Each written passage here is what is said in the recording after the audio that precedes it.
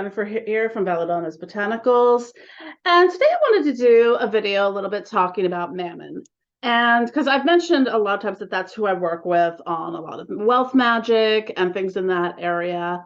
And I realized I never did a video about talking about this further. I've talked about like a lot of the other spirits I've worked with, but I really didn't get too much into my workings with Mammon.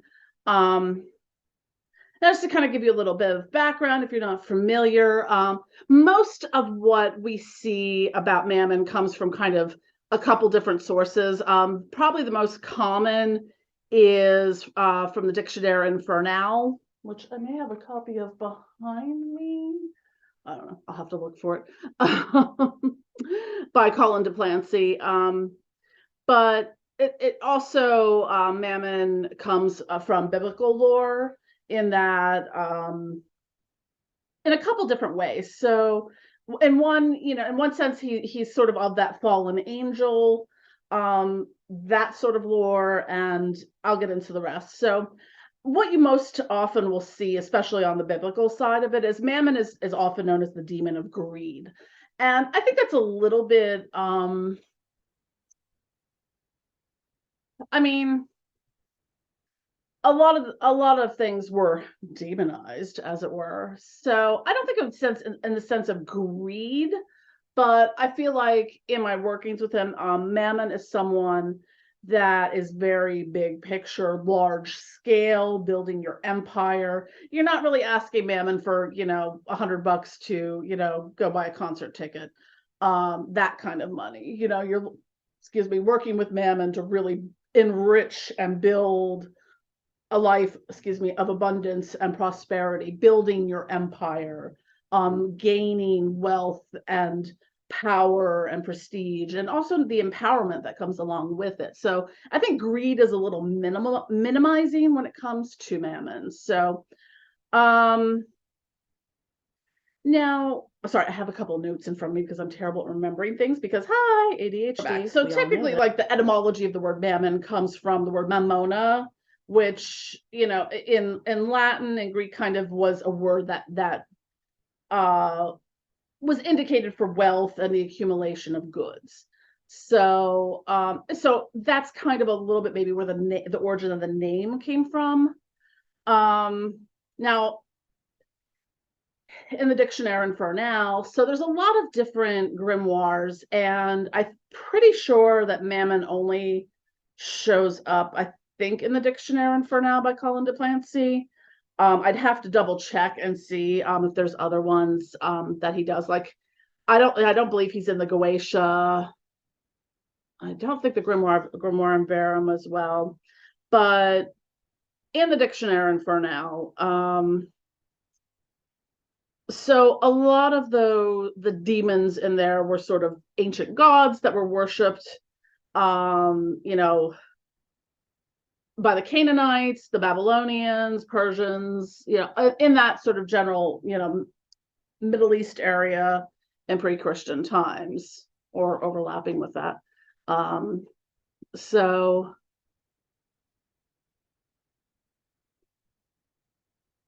one of the quotes that comes from the Bible that you hear a lot in reference to Mammon is that you cannot serve God and Mammon, which means like you cannot serve God and greed at the same time. So that's one kind of reference that you might be familiar with when it comes to that.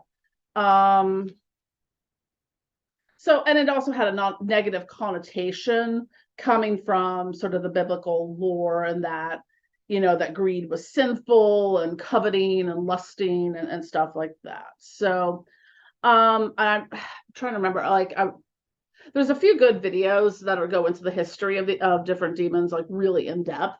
But one of, like, in the fallen angel kind of lore about Mammon is that I think, part of the reason, he was cast out because he was said to have been so obsessed with like the gold and the gold streets, pavement, side, whatever in heaven, the ground is made of the gold. He couldn't cast his eyes away from that, and became, further away from God because he was so obsessed with the gold. So there's a lot of when you work with Mammon, like gold, a lot of times I'll use gold candles. If I have them on hand, I just actually ran out of them. I'll use green because green's like the candle color I use for wealth, or like offerings of gold. Now, buying pure gold is not always easy to come by. And I had some, I don't know what I did with them. It's really annoying because they're very tiny. It was in a little case, but I had some like Alaskan gold nuggets that I got like as an offering, and they're somewhere in my house, hopefully. But so like things that are gold colored are good, are associated with Mammon as well. So there's other sort of the other kind of branch of what Mammon is that Mammon is the personification of wealth and greed. So which could kind of put him into that kind of egregore category. So that's another way that that people, you could look at Mammon as a spirit. So I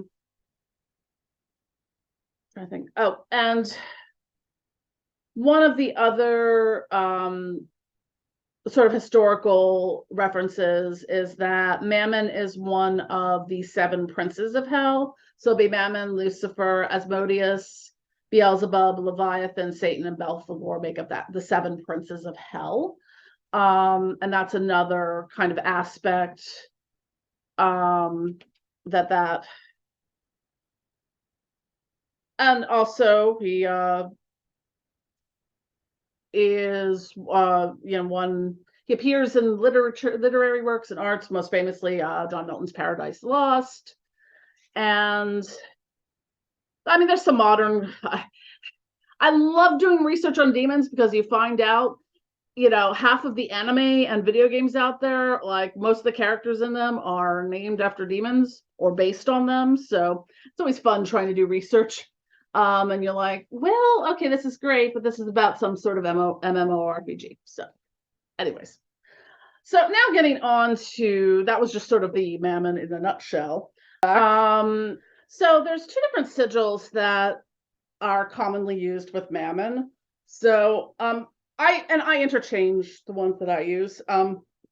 This was one, I accidentally sloshed the candle around too much and knocked it out. So this is one that's associated, it's kind of based on the pentagram with the infinity loop in it. And I'm going to, I would say, turn my candles on and off. I'm going to relight my candle and put it over here. And I just knocked it out again. All right, it's just sloshy. It's been burning all day, so it's kind of sloshing around a bit.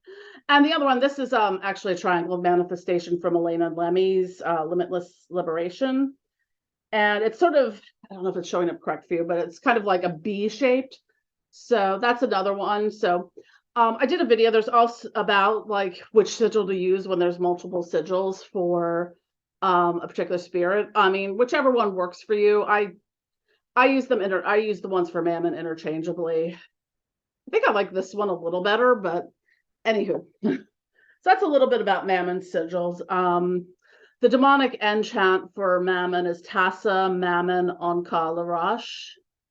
So this was about a week ago. I had done some ritual work with Mammon, and this was on April 20th. It was the new moon, the eclipse, or the solar eclipse, I believe, and going into Mercury retrograde. So I was doing some work with Mammon and also Lucifer. 2 separate things, but well, a little bit related.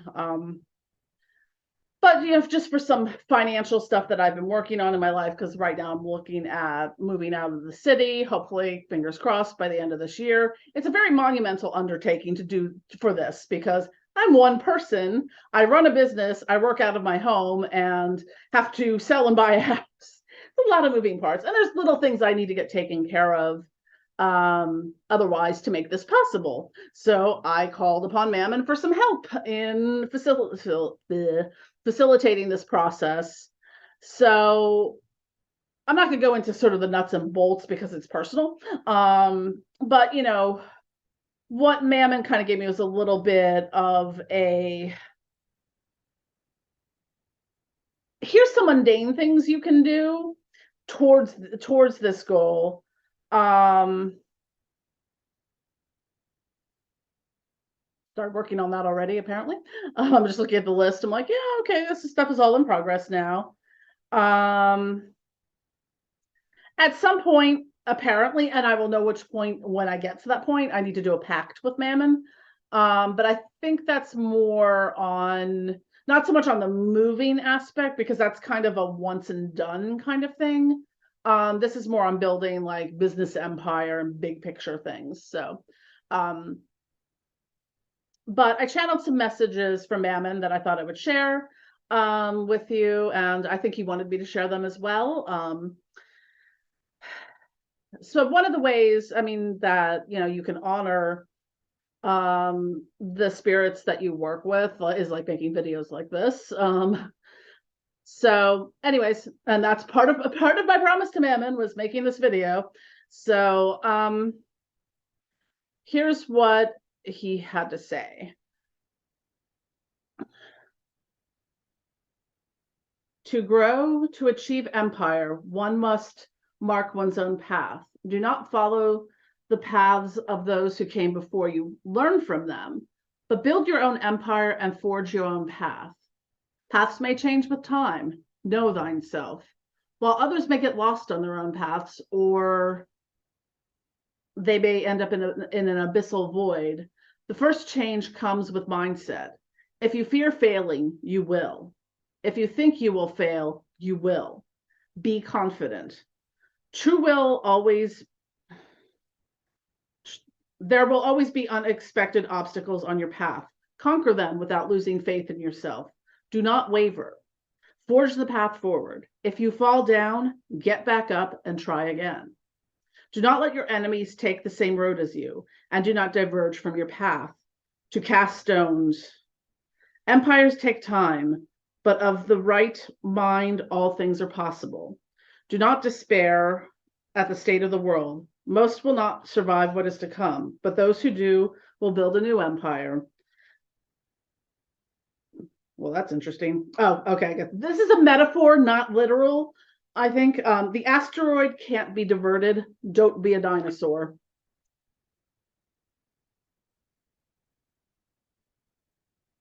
And I think that was where it ended, because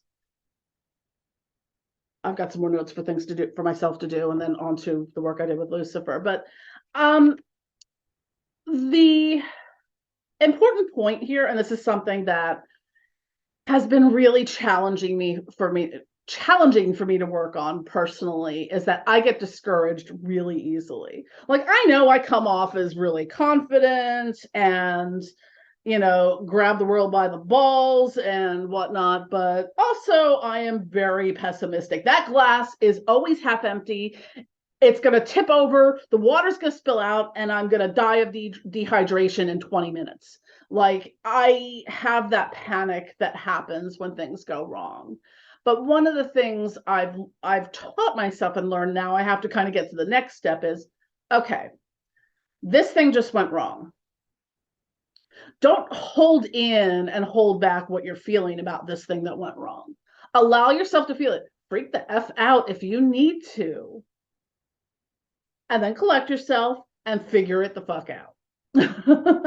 So that's kind of how I do. And if you know me, you've probably seen me in that like chaotic period of, oh my God, like just freaking out about everything. The world's going to end. We're all going to die. And, I'm going to, everything, everything's going wrong. It's awful. Nothing's ever going to change. Nothing's ever going to get better. And I allow myself that time to panic.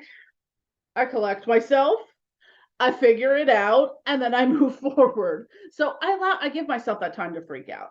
The problem I have is my mindset. I don't have the mindset that initially, that I can't bypass the freaking out of, I'm failing at everything and everything is awful and never going to get better and the glass is half empty and I'm going to die of starvation and dehydration, and I will be a desiccated husk in the desert, So it's, for me, what in this message, what Mammon is talking about is learning to change that mindset. And a lot of it is how we talk to ourselves and how I have to look at these things now and meditate on them. And even like just reciting a mantra, like, you got this, like anything little that I can do that can change my mindset. Because if you fear failing, you will. If you think you will fail, you will. I need to get out of that mindset. I need to be like, no, I am going to be successful. I am going to move out of the city. Not, I hope I can move out of the city. I want to move out of the city. Being here's killing me.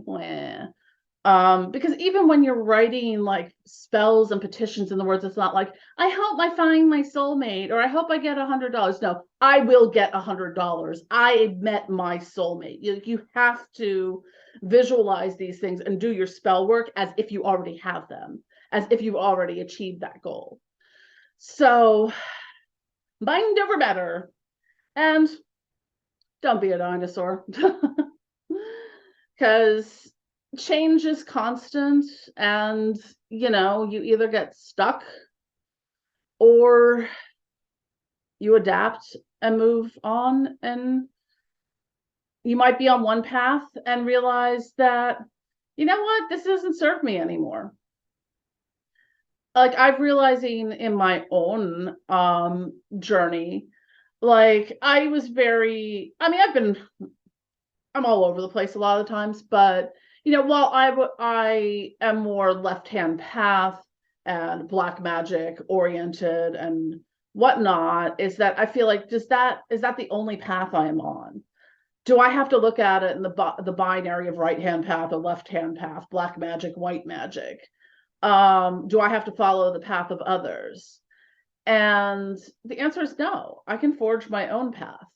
So does that mean I'm going to stop working with the demonic divine? No. Does it mean I'm going to stop working with the dark goddesses? No. It just means I'm going to explore whatever works for me at that time.